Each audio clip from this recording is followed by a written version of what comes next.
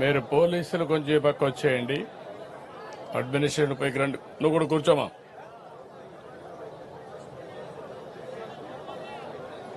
మీరు కూడా ఈ పక్క వచ్చేయండి, వాళ్ళకు కూడా కనపడి.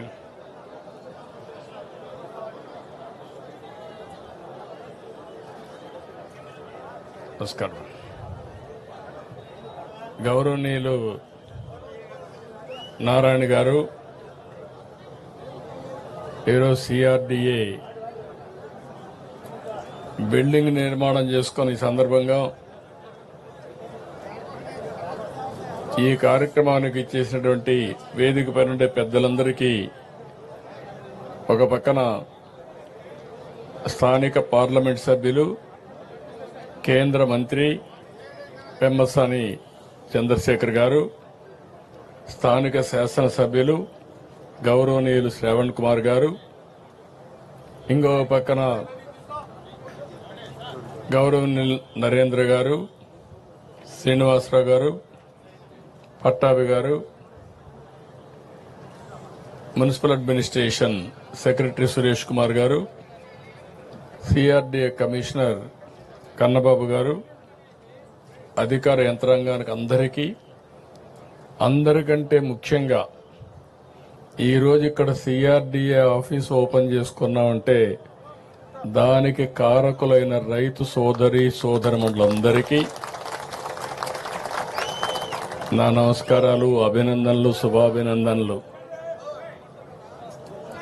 మీరు కూడా మీడియా కూడా తగ్గండి. సెక్యూరిటీ కదా దిగు. ఎగ్జాక్ట్ గా ఈరోజు మీటింగ్ ఎట్లయితే పెట్టుకున్నామో నాకు లేక్ వ్యూ మీటింగ్లు జ్ఞాపకం వస్తున్నాయి. ఆ రోజు మొట్టమొదటిసారిగా రాష్ట్ర విభజన జరిగింది. జూన్ 2వ తారీఖున 2 రాష్ట్రాలుగా విభజన జరిగింది. ఆంధ్రప్రదేశ్ రాష్ట్రానికి రాజధాని లేదు. ఆ రోజు చట్టంలో పెట్టింది కూడా రాజధాని ఎక్కడ పెట్టాలనో నిర్ణయించడానికి ఒక కమిటీ వేస్తామని ఒక కమిటీ వేశారు. అక్కడి నుంచి శివరాం మైక్ కరెక్ట్ గా చూడు. అక్కడి నుంచి మనం కూడా స్టార్ట్ చేసాము ఎట్లా కట్టుకోవాలని. అయితే ఆ రోజు కనీసం ఆనాటి ప్రభుత్వం పలాంది ఇక్కడ రాజధాని వస్తుందనంటే ఎట్లా కట్టాలని ఆలోచించేవాళ్ళం. రాజధాని ఎక్కడ వస్తుందో చెప్పకుండా ఒక కమిటీ వేసి, రెండోది దానికి కావాల్సిన జాగా కూడా లేదు మనకు. మీరు గుర్తుపెట్టుకోవాలి. అలాంటి సమయంలో మన ఆలోచన విధానం ఏం చేయాలని ఆలోచించినప్పుడు ఎవరిని అడిగినా కూడా చాలా సింపుల్ గా 25 పార్లమెంట్లు ఉన్నాయి. ఒక పక్క 12, ఇంకొక పక్క 12, 13వ పార్లమెంట్ ఈ గుంటూరు. రాజధాని ఎక్కడ రావాలంటే ఇక్కడే రావాలని చెప్పాల్సింది పోయి దీనికి లేనిపోని పంచాయతీ పెట్టారు. అక్కడి నుంచి ప్రారంభమైంది. ఆ సమయంలో నాకైతే అసెంబ్లీలో కూడా ఎక్కడ రాజధాని పెట్టాలంటే లేనిపోని సమస్యలు క్రియేట్ చేసి ఎవరెవరు మా ఊరికే కావాలనే పరిస్థితికి వచ్చారు. నేను ఒకటే ఆలోచించాను, ప్రతి ఒక్క ఊరికి ఇచ్చేది కాదు, ఇది రాష్ట్ర భవిష్యత్తుకు ఉపయోగపడే రాజధానిగా ఉండాలి. అందుకే నా నిర్ణయం ఆ రోజు దీనికి సరైన ప్లేస్ వచ్చి విజయవాడ గుంటూరు మధ్యలో అని చెప్పి నిర్ణయం చేశాం మొట్టమొదటిసారిగా. అక్కడి నుంచి అందరూ కూడా ఏదో ఒక రాజధాని కట్టు, 100 ఎకరాల్లో కట్టు, 50 ఎకరాల్లో కట్టు అని చాలా మంది చెప్పారు. అప్పటికే నేను ఒక ప్రూఫ్ ఆఫ్ కాన్సెప్ట్ తయారు చేశాం. మీ అందరూ గుర్తుపెట్టుకోవాలి. హైదరాబాద్ నగరంలో ఇట్లనే నన్ను చాలా మంది ఎగతాళి చేశారు. నేను హైటెక్ సిటీ కట్టినప్పుడు నా విజన్ చెప్తే ఇది సాధ్యమా అని చాలా మంది అవహేళన చేశారు. అది దృష్టిలో పెట్టుకొని నేను ఒకటే చెప్పాను, మళ్ళా జీవితంలో ఇలాంటి అవకాశం రాదు తెలుగు వారికి.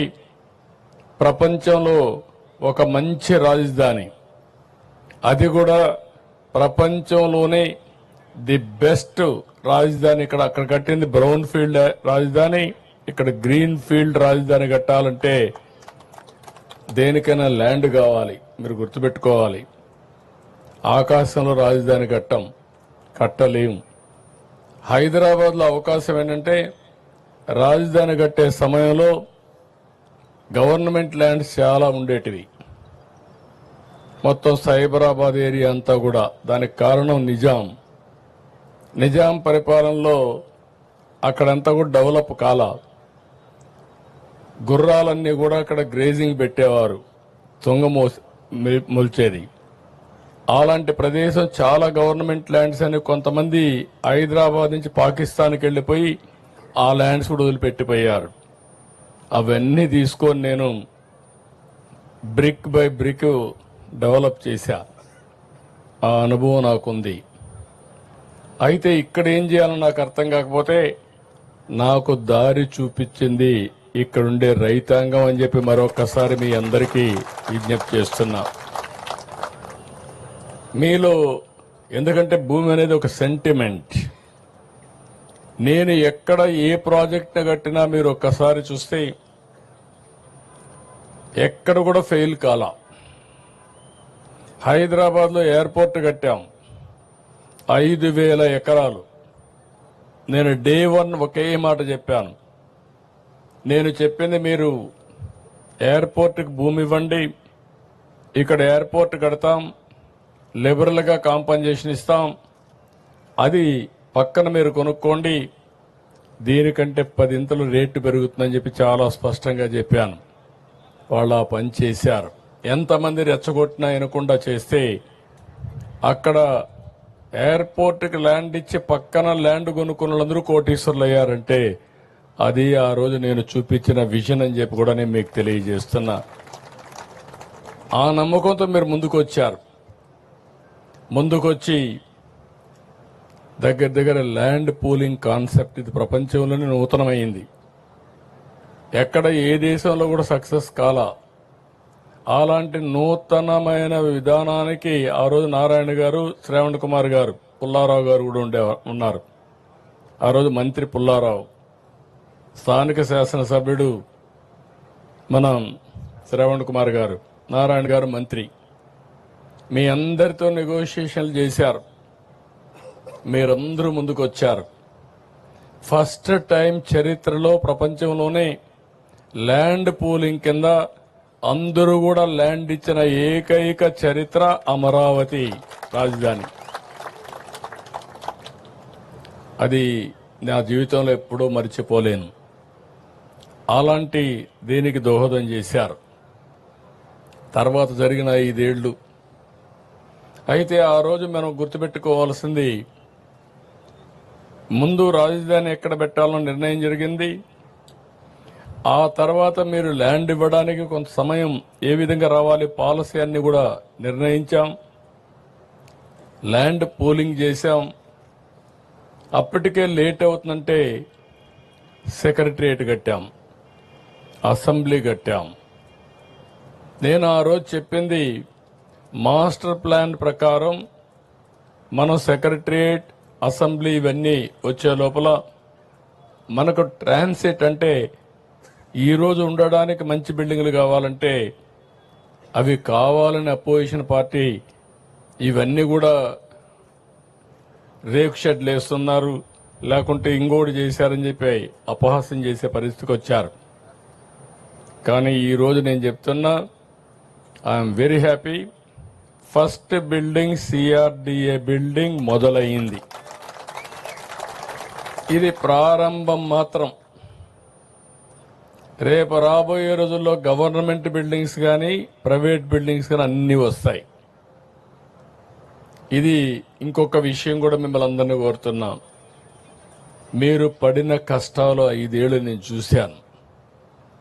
ఆడబిడ్డల పడిన అవమానం నేను చూశాను. రోడ్డెక్కి పోరాడారు. ఆ రోజు ఒకటి కాదు అనేక ఉద్యమాలు చేశారు. మీరు చేసిన ఉద్యమానికి అండగా ఉండడానికి నేను కూడా జోలి పట్టి డబ్బులు వసూలు చేసి ఆ డబ్బులన్నీ అజిటేషన్కి ఇచ్చా. శివారెడ్డి, తిరుపతిరావు వీళ్ళంతా చేస్తా ఉంటే, కొండేవాళ్ళందరూ చేస్తా ఉంటే మీ ఉద్యమానికి సహకరించాలనే ఉద్దేశంతో చేశాం. ఆ ఉద్యమ ఫలితం ఈరోజు మనందరం ఇక్కడ కూర్చోగలిగాం. ఇప్పుడు నేను మిమ్మల్ని కోరేది, పడిన కష్టాలు మరిచిపోతే భవిష్యత్తులో ఓసారి మనం అటు ఇటు వెళ్ళిపోతాం. మీ కష్టాలు నేను చూసా, మీ ఇబ్బందులు నేను చూసా, మీ త్యాగాలు చూసా. ఆ త్యాగాల ఫలితాలు మళ్ళీ మీరు అనుభవించడానికి నేను అన్ని విధాలుగా మీకు సహకరిస్తానని మరొక్కసారి మాట ఇస్తున్నా. దాంట్లో అనుమానమే లేదు. ఫేజ్ 1 ల్యాండ్ పూలింగ్ లో మీరు భూమి ఇచ్చారు. ఫేజ్ 2లో మీరందరూ కష్టాలు పడ్డారు. ఇచ్చిన నేరానికి లేకుంటే మీరు చేసిన త్యాగానికి మిమ్మల్ని నానా హింసలు పెట్టి, ఒకటి కాదు అన్ని హింసలు పెట్టారు. వాళ్ళ అక్కస్ ఎంతవరకు ఉందంటే, కడాన మొన్న కూడా మీరు చూస్తే రాజధాని ప్రాంతం వేశ్యల ప్రాంతం అని మాట్లాడే పరిస్థితికి వచ్చారు. రాజధాని ఎక్కడుంది, ఇది ఒక ఎడారని మాట్లాడారు. రాజధాని ఎక్కడుంది, ఇది ఒక శ్మశానం అని మాట్లాడారు. ప్రతి ఒక్క వ్యక్తి ఉండే వాళ్ళల్లో మీ మైండ్లో అది ఉండాలి, మీ మనసులో అది ఉండాలి. ఉండి ఈ ఐకమత్యం దేనికి కాదు. ఈరోజు ఈ సిటీని బ్రహ్మాండమైన సిటీగా నేను ఒకటే ఆలోచిస్తున్నా, నేను విజువలైజ్ చేసి చెప్తున్నా. ఇంత మంచి సిటీ, ఇంత మంచి ప్రాంతం ఎక్కడా ఉండదు. ఒక పక్కన కృష్ణా నది, దగ్గర దగ్గర 30-40 లక్షల ఎకరాలు సాగు చేసే నదిది. గోదావరి కృష్ణా అనుసంధానమైంది. రేపు రాష్ట్రంలో నదులన్నీ అనుసంధానం అయితే ఇక్కడి నుంచే నీళ్లు వెళతాయి. Fresh water.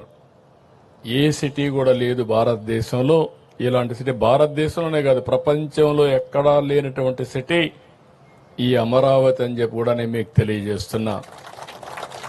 రెండోది, బంగారు పండించే భూములు ఇవి. మంచి గ్రీనరీ వస్తుంది. చెట్టు పెడితే చెట్టు బ్రహ్మాండంగా వస్తుంది. అలాంటి భూమిలో చెట్లు పెడితే ఇంక మీకు గ్రీనరీకి కొరత ఉండదు. అంటే ఒక పక్క బ్లూ, ఒక పక్క గ్రీన్. మూడోది, కొత్త టెక్నాలజీ వచ్చింది, గ్రీన్ ఎనర్జీ వచ్చింది. ఇప్పుడు అక్కడ వెహికల్స్ అన్నీ పెట్టారు. సైకిల్ దగ్గర నుంచి ప్రతి ఒక్కటి కూడా ఎలక్ట్రిసిటీతో నడుస్తున్నాయి. ఇక్కడ సోలార్ వచ్చింది, ఇంటిపైనే సోలార్ పెట్టుకునే పరిస్థితికి వచ్చాం. ఇంకొక పక్కన రాష్ట్రంలో గ్రీన్ హైడ్రోజన్కి వెళ్తున్నాం. అంటే ఈ ప్రాంతంలో పొల్యూషన్ లేకుండా చేయడానికి ఏమేం చేయాలో అవన్నీ చేస్తున్నాం. ఇంకొక పక్క హైదరాబాద్ నగరాన్ని నేను చూసి, అన్ని నగరాలు చూస్తున్నాం. చేసినప్పుడు రోడ్డు మీదనే, రోడ్డు కిందనే పైపులు వేస్తారు. ఓసారి అది పగిలితే రోడ్ అంతా కూడా మురుకు నీరు బారుతూ ఉంటుంది. అది హైదరాబాద్లో చూసా, బాంబేలో చూసా, బెంగళూరులో చూసా, ఎవ్రీవేర్ చూసా. ఈ అనుభవాలు చూసిన తర్వాత ఫస్ట్ టైం యూటిలిటీస్ అన్నిటికీ సర్వీస్ డక్ట్లు పెట్టేసి, ఏది కూడా పైపులు రిపేర్ చేసే పని లేకుండా ఫ్లడ్ వాటర్ మొదలుకొని, వరద నీరు మొదలుకొని, మురుగునీరు మొదలుకొని, కేబుల్స్ మొదలుకొని, కరెంట్ మొదలుకొని, కడాన డిస్ట్రిక్ట్ కూలింగ్ అని పెట్టి ఏసీ కూడా ఇంటి దగ్గరికి తీసుకొచ్చి ఇచ్చే విధంగా, ఆఫీస్ దగ్గర తీసుకొచ్చే విధంగా ఏర్పాటు చేసే పరిస్థితికి వచ్చాం. ఇది ఎక్కడ ఏ సిటీకి లేదు. అందుకే నేను చెప్పా ఇది ఒక గ్రీన్ సిటీ అని. కొంతమంది ఇప్పుడు కూడా మాట్లాడుతున్నారు, ఇక్కడ రైతాంగం త్యాగం చేశారు. మీరు త్యాగం చేసిన తర్వాత ల్యాండ్ పూలింగ్ లో ఎప్పుడు కూడా కొన్ని వేల కోట్ల రూపాయలు ల్యాండ్కే ఖర్చు అయ్యే సందర్భంలో మీరిచ్చింది మీరు డెవలప్ చేయండి, ఆ అభివృద్ధి వల్ల దీనివల్ల ల్యాండ్ విలువ పెరుగుతుంది, పెరిగిన దాంట్లో మాకు కూడా కొంత ఇవ్వండి. అదే మరిగా మీరు ఆ ల్యాండ్ అమ్మి ఇక్కడ రాజధాని కట్టడానికి నిధుల సేకరణకు కూడా మీరు సహకరించే పరిస్థితి వచ్చారు. అందుకే ఈ ప్రాజెక్టు సెల్ఫ్ మానిటైజేషన్ అంటే ఒక్క రూపాయి కూడా గవర్నమెంట్ డబ్బులు ఖర్చు పెట్టడం లేదు. నేను విమర్శించే వాళ్ళకందరికీ ఒకే మాట చెప్తున్నా, మీరు ఎప్పుడు విమర్శే మీరు చేసేది. హైదరాబాద్లో నేను ఒక్క రూపాయి గవర్నమెంట్ డబ్బులు ఖర్చు పెట్టలేదు. నా తెలివితేటలతో ఆ రోజు బిల్డింగ్ బై బిల్డింగ్ కట్టా. ఆటోమేటిక్గా ట్యాక్సులు పెరిగాయి. ఈ రోజు హైదరాబాద్ నగరం వల్ల తెలంగాణ రాష్ట్రానికి 70% వనరులు హైదరాబాద్ నుంచి వస్తున్నాయంటే అది ఆ రోజు నేను వేసిన ఫౌండేషన్ అని చెప్పి మీకు తెలియజేస్తున్నా. అక్కడ ల్యాండ్ ఇచ్చాను, ఇక్కడ ల్యాండ్ పూలింగ్ లో ల్యాండ్ మీరు ఇచ్చారు. ఆ ల్యాండ్ లో కొంత ల్యాండ్ రిజర్వ్ చేసి ఆ ల్యాండ్ కూడా అమ్మి ఇప్పుడు నిన్న చూస్తే హైదరాబాద్ లో నాకు ఎంత ఇది రాయదుర్గ్లో ఎకరా 177 కోట్లు. నేను హైటెక్ సిటీ స్టార్ట్ చేసినప్పుడు హైటెక్ సిటీ ఎదురుగా ఎకరా ₹1,00,000. ఈరోజు 177 కోట్లంటే ఎన్ని రెట్లో మీరు ఒకసారి ఆలోచించుకోండి. అంటే ఈరోజు మీరు గుర్తుపెట్టుకోవాల్సింది, ఈరోజు సిటీ ఇక్కడికి ఆగిపోతే ఒక చిన్న సిటీగా తయారవుతుంది. హైదరాబాద్ ప్రారంభించింది సైబరాబాద్లో. ఎయిర్పోర్ట్ ఎక్కడ కట్టాం? శంషాబాద్లో. ఇంకొక పక్కన గచ్చిబౌల్లో మీకు స్పోర్ట్స్ సిటీ కట్టాం. జినాం వ్యాలీ ఎక్కడ కట్టామంటే ఇంకొక సైడ్ కట్టాం. రామోజీ ఫిల్మ్ సిటీ ఇంకొక సైడ్ వచ్చింది. సింగపూర్ టౌన్షిప్ ఉప్పల్లో వచ్చింది. స్టేడియం ఉప్పల్లో కట్టాం. దాంతో ఏమైందంటే 9 మున్సిపాలిటీలు కలిపి ఔటర్ రింగ్ రోడ్ వేసి 163 కిలోమీటర్ల రోడ్ వేసి హైదరాబాద్కి ఒక వడ్డాణం, ఒక నెక్లెస్ తయారు చేశాం. ఆ రోడ్ని మీరు చూస్తే ఎవరు ఇప్పుడు చేయలే, రిప్లికేట్ కూడా చేయలే. ఇప్పుడు డెవలప్మెంట్ అంతా చుట్టూరు జరుగుతూ ఉంది. కోర్ ఏరియాకు ఎక్కడ లేని డిమాండ్ పెరిగిపోయింది. కోర్ ఏరియా ఏది? సైబరాబాద్. సైబరాబాద్ అంతా కూడా బ్రహ్మాండంగా రేటు పెరిగింది. అక్కడి నుంచి చుట్టుపక్కలంతా పెరిగే పరిస్థితికి వచ్చింది. ఒకప్పుడు హైదరాబాద్లో అబిడ్స్ సెంటర్ ఎన్టీ రామారావు గారు ఉన్నప్పుడు ఎవరు వచ్చినా అబిడ్స్లో ఉండేవాళ్ళు. అందుకే ఆయన కట్టిన థియేటర్ కూడా 35 mm 70 mm ఎన్టీఆర్ ఎస్టేట్ అబిడ్స్లో కట్టాడు. తర్వాత జూబ్లీ హిల్స్, బంజారా హిల్స్ వచ్చింది. తర్వాత జూబ్లీ హిల్స్ వచ్చింది. తర్వాత సైబరాబాద్ వచ్చింది. సైబరాబాద్ వచ్చిన తర్వాత అబిడ్స్ని మర్చిపోయారు. ఇప్పుడు హైదరాబాద్ ఏదో పాత నగరం అయిపోయింది. అంటే ఈ రోజు రాబోయే రోజుల్లో విజయవాడ, గుంటూరున్న, తెనాలున్న ఫ్యూచర్ సిటీ అమరావతి. ఇది seat of power, seat of governance. ఇది గవర్నెన్స్ ఇక్కడి నుంచి రన్ అవుతుంది.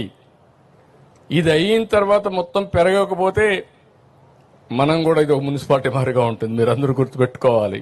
దీనికి విలువ పెరగాలంటే కంటిన్యూగా సపోర్టింగ్ ఇన్ఫ్రాస్ట్రక్చర్ రావాలి. హైదరాబాద్లో ఇన్నర్ రింగ్ రోడ్ వచ్చింది, ఔటర్ రింగ్ రోడ్ వచ్చింది. సిటీ నుంచి కొన్ని రోడ్లన్నీ కనెక్టివిటీ వచ్చాయి. అక్కడ సరిగా చేయలేకపోయాం, బిల్డింగ్లన్నీ కట్ చేయలేం. కాబట్టి ఇక్కడ బిల్డింగ్లు కట్ చేయాల్సిన అవసరం లేదు. ప్లెయిన్ ల్యాండ్ ఉంది. సింగపూర్ ఇచ్చిన ప్లానింగ్ మీరు చూస్తే one of the best plan. Seed capital, seed, దీని తర్వాత ఏరియా, ఈ ఏరియా కోర్ క్యాపిటల్, ఆ తర్వాత ఏరియా మొత్తం కలిసి సిఆర్డిఏ ఏరియా మొత్తం రీజియన్ తీసుకొచ్చారు. దానికి 7 రాజధానులకు మన రాజధాని నుంచి 7 రోడ్లు పోతాయి డిఫరెంట్ స్టేట్స్ కి. ఇవన్నీ కూడా మనకు రాబోయే రోజుల్లో చాలా ఉపయోగపడతాయి.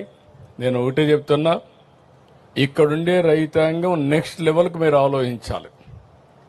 ఇక్కడ మీ ఎంపీ ఉన్నాడు. మీ ఎంపీ ఒకసారి మీ మారిగానే ఒక సాధారణ కుటుంబంలో పుట్టాడు, నా మారిగానే చదువుకున్నాడు, అమెరికాకి వెళ్ళాడు, అక్కడ ఒక ఐటీ కంపెనీ పెట్టాడు డాక్టర్గా ఉండి, బాగా డబ్బులు సంపాదించి మళ్ళా తిరిగి ఇక్కడికి వచ్చాడు ప్రజాసేవకు.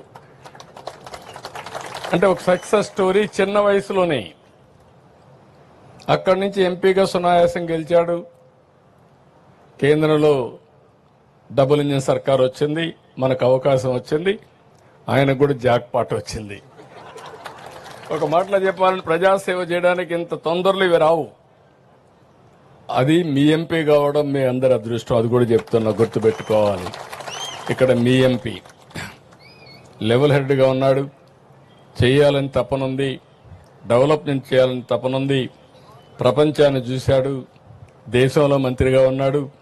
ఆయనకు కూడా చెప్పా, ఎక్కువ సమయం స్పెండ్ చేయండి. ఇక్కడ రైతాంగం ఎవరైతే ఈ ప్రాంతంలో భూమి ఇచ్చారో వీళ్ళని ప్రయోజకులుగా తయారు చేయాలంటే ఏమేమి తయారు చేయాలనో ప్లానింగ్ తయారు చేయమని వారికి కూడా చెప్పా. నేను ఇంకొక మాట కూడా చెప్పాను, ఎక్కడ పోయినా మిమ్మల్ని గురించి ఆలోచిస్తాను. ఒక ఉదాహరణ SRM విట్టుకు చెప్పాను. నేను ఎప్పుడూ చెప్పేవాడిని, ఒకప్పుడు హైదరాబాద్లో మీరు చూస్తే ఎక్కువ భూమి పేదవాళ్లకు ఉండేటివి. నేను పదే చెప్పేవాడిని, మీరు భూమి అమ్మద్దండి, అమ్మేస్తే తక్కువ ధరపోతుంది, దీని విలువ పెరుగుతుంది, మీరు పెట్టుకోమని చెప్పేవాడిని. కొంతమంది సరే అవసరాలు లేకుండా తెలియనితనం కూడా ఉండి అమ్మేవాళ్ళు. అమ్మితే డబ్బులు వస్తే ఏం చేయాలో తెలిసేది కాదు. అంత మునుపు 50,000, 30,000, 10,000 రూపాయలు అమ్మే ఎకరా 4 కోట్ల 5 కోట్లు అమ్మితే ఆ డబ్బులు ఎక్కడ పెట్టుకోవాలో తెలిసేది కదా. అప్పట్లోనే గోను సంచుల్లో పెట్టుకునేవాళ్ళు. నేను ఎప్పుడూ ఎగ్జాంపుల్ చెప్పేవాడిని, వీళ్ళంతా నేరుగా 5 స్టార్ హోటల్ పోయి కాస్ట్లీయెస్ట్ విస్కీ పేరు తెలియదు కానీ ఆ హోటల్లో ఉండి విస్కీ తాగాలనేవాళ్ళు. అప్పుడు నేను ఇవన్నీ మళ్ళీ చెప్పేవాడిని. ఇక్కడుండే మీకు కూడా చెప్తున్నా, దుర్వినియోగం చేయొద్దండి. అమరావతి రైతాంగం అంతా మీరు మీ పిల్లలు ఆలోచించండి.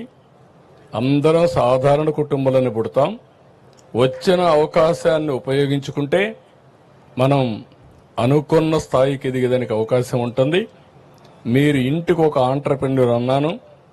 ఆ ఆంట్రప్రెన్యూర్ అనేది అమరావతి నుంచే ప్రారంభం కావాలనేది నా ఆలోచన. ఇక్కడ విట్టు, SRM, రేపు రాబోయే రోజుల్లో టెక్నాలజీ కోసం బిట్స్ పిలాని ప్రపంచంలో ఉండే యూనివర్సిటీస్ అన్నీ వస్తాయి. ఇక్కడే మీ భూమిలో మీరు చూస్తే క్వాంటమ్ కంప్యూటింగ్ వస్తూ ఉంది. క్వాంటమ్ వాల్యూగా డిక్లేర్ చేశాను. విశాఖపట్నంలో నిన్నే గూగుల్, ఈరోజు ఢిల్లీకి వెళ్తున్నా, గూగుల్ కూడా వచ్చే పరిస్థితికి వచ్చింది.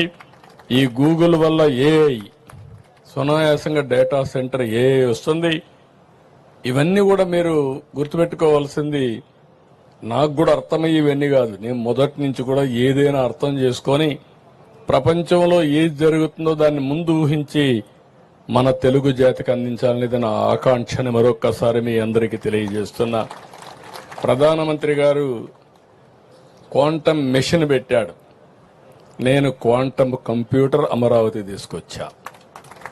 ప్రధానమంత్రి గారు గ్రీన్ హైడ్రోజన్ మిషన్ పెట్టాడు, నేను ఆంధ్రప్రదేశ్ని గ్రీన్ హైడ్రోజన్ వ్యాలీగా తయారు చేస్తున్నా.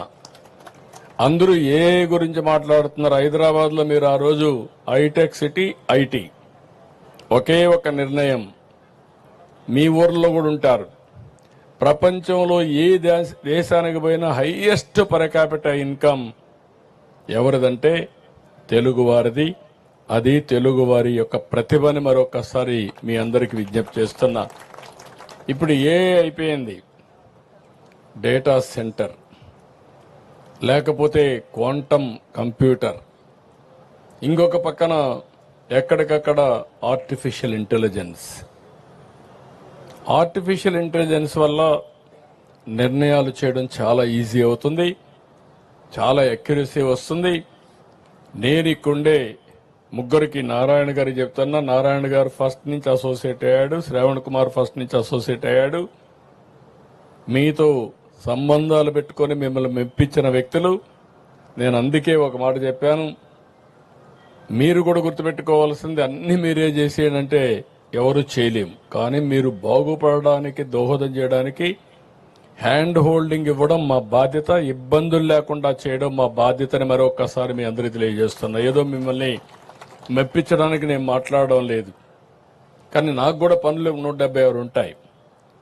కానీ అన్ని చేయకపోతే మళ్ళీ నేను రాబోయే రోజుల్లో 5 ఏళ్ల తర్వాత మీరు గుర్తుపెట్టుకోవాలి, ఒకసారి చేసిన తప్పుకు మీరెంత అనుభవించారో, నేనెంత అనుభవించానో, రాష్ట్రం ఎంత అనుభవించిందో తెలిసింది. రాబోయే రోజుల్లో ఓటమి అనే మాట లేకుండా శాశ్వతంగా ఎన్డీఏ ఉండాలి.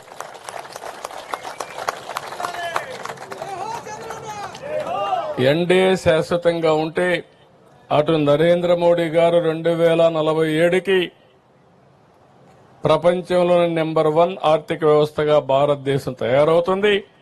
దానికి ఇంజన్ గా ఆంధ్రప్రదేశ్ రాష్ట్రం ఉంటుందని మరొకసారి మీ అందరికీ విజ్ఞప్తి చేస్తున్నా. అందుకే ఈరోజు జనసేన అధినేత పవన్ కళ్యాణ్ గారు, తెలుగుదేశం, బీజేపీ ముగ్గురం కలిసి మనం ముందుకు పోతున్నాం. ఇక్కడ ఉండే రైతాంగం కూడా మీరు గుర్తుపెట్టుకోవాల్సింది, మీరందరూ కూడా ఇంకా రాబోయే రోజు రైతు నుంచి పారిశ్రామికవేత్తలు కావాలి. ట్రాన్సిషన్. ఇంకా మీరు రైతు ఆలోచన చేశారంటే మళ్ళా ఎక్కడికో పోయి ఒక 5 ఎకరాలు 10 ఎకరాలు భూమి తీసుకొని మళ్ళా వ్యవసాయం చేయాల్సి వస్తుంది. కాదు, ఈ ప్లేస్ మారింది, ప్రొఫైల్ మారింది. మీ ఆలోచన మార్చాలి, మీరు కూడా బాగుపడాలి. రాష్ట్రంలో ఉండే ప్రతి ఒక్కరికి చెప్తున్నా, నేను ఎక్కడ ఏది చేసినా ప్రజల కోసం చేస్తా, భవిష్యత్ తరాల కోసం చేస్తా. మీరు కూడా సహకరిస్తే రాష్ట్రం అన్ని ప్రాంతాల్లో అభివృద్ధి చేసుకుంటాం. ఈ ఒక్క ప్రాంతం కాదు, విశాఖపట్నం దీనికంటే ఫాస్ట్గా వెళ్ళిపోతా ఉంది. ఒకే ఒక నిర్ణయం, $10 బిలియన్ ఇన్వెస్ట్మెంట్ వచ్చింది. స్వతంత్రం వచ్చిన తర్వాత, ఆర్థిక సంస్కరణలు వచ్చిన తర్వాత దేశంలో వచ్చినటువంటి అతిపెద్ద ఎఫ్డిఐ గూగుల్ ఇన్వెస్ట్మెంట్ అని చెప్పి కూడా నేను మీకు తెలియజేస్తున్నా. ఫస్ట్ టైం అలాంటి ఇన్వెస్ట్మెంట్ వచ్చినప్పుడు ఇంకా రాష్ట్రంలో చాలా వస్తున్నాయి. అవన్నీ కూడా మీరు చూస్తున్నారు. మీ మంచి మనసు పనిచేసింది. స్థల బలం అమరావతికి బ్రహ్మాండంగా ఉంది. కొన్ని ఇబ్బందులు వచ్చాయి, కానీ ఆ ఇబ్బందులు అధిగమించాం. మనం వేసిన ఫౌండేషన్ కూడా చాలా స్ట్రాంగ్ గా ఉంది. ఆ రోజు నాకు బాగా జ్ఞాపకం, మొత్తం రాష్ట్రం దేశంలో ఉండే దేవాలయాలన్నిట్లో పూజలు చేసి పవిత్రమైన జలాన్ని, పవిత్రమైన మట్టిని తీసుకొచ్చాం. ఆ దేవుళ్ళ ఆశీస్సులు తీసుకొచ్చాం. మసీదుల నుంచి, చర్చిల నుంచి, ప్రార్థనాలయాలను తీసుకొచ్చాం. కడాన ప్రధానమంత్రి గారు కూడా పార్లమెంటు సాక్షిగా పార్లమెంటు మట్టి, అదే మరి ఢిల్లీలో యమునా రివర్ నీళ్లు, పవిత్ర జలాలు తీసుకొచ్చి మనకు అందజేశాడు. అవన్నీ నాకు జ్ఞాపకం ఉన్నాయి. దేవతల రాజధాని అమరావతి అయితే ప్రజా రాజధాని ఈ అమరావతి. నేను ప్రతిరోజు ఒకటే వెంకటేశ్వర స్వామిని కోరుకుంటాను. వెంకటేశ్వర స్వామిని కోరుకునేది నేను ఒకటే, కలియుగ దేవుడు వెంకటేశ్వర స్వామి. నాకు ప్రాణభిక్ష పెట్టింది కూడా వెంకటేశ్వర స్వామి. మరో జన్మనిచ్చాడు. అలాంటి వెంకటేశ్వర స్వామిని నేను కోరుకునేది. దేవతల రాజధాని అమరావతి ఏ విధంగా అయితే ఉందో మనం ఊహించుకుంటున్నామో, అలాంటి రాజధాని, అలాంటి రాష్ట్రాన్ని నిర్మాణం చేయడానికి అవకాశం ఇవ్వమని వెంకటేశ్వర స్వామిని ఎప్పుడూ ప్రార్థిస్తానని చెప్పి కూడా నేను మీకు తెలియజేసుకుంటూ, మళ్ళీ ఒకసారి మీతో కూర్చుంటాం. ఎవ్వరికి ఏ సమస్యలున్నా అన్ని కూడా పరిష్కారం చేసుకుందాం. టైం టు టైం కూర్చొని ఈ ముగ్గురికి బాధ్యత చెప్తున్నా. రైతాంగాన్ని మేనేజ్ చేసే బాధ్యత మీ ముగ్గురిది. మీకేదైనా సమస్యలుంటే నేను కూడా పిలిపించి మాట్లాడి ఒక యాక్షన్ ప్లాన్ తయారు చేసుకొని దానికి అనుసంధానంగా అందరం ముందుకు పోదాం. ఎందుకంటే ఈరోజు నేను ఢిల్లీకి వెళ్తున్న ఇంకొక మీటింగ్ చూసుకొని మధ్యాహ్నం పైన పీఎంని కలవాలి. ఎందుకంటే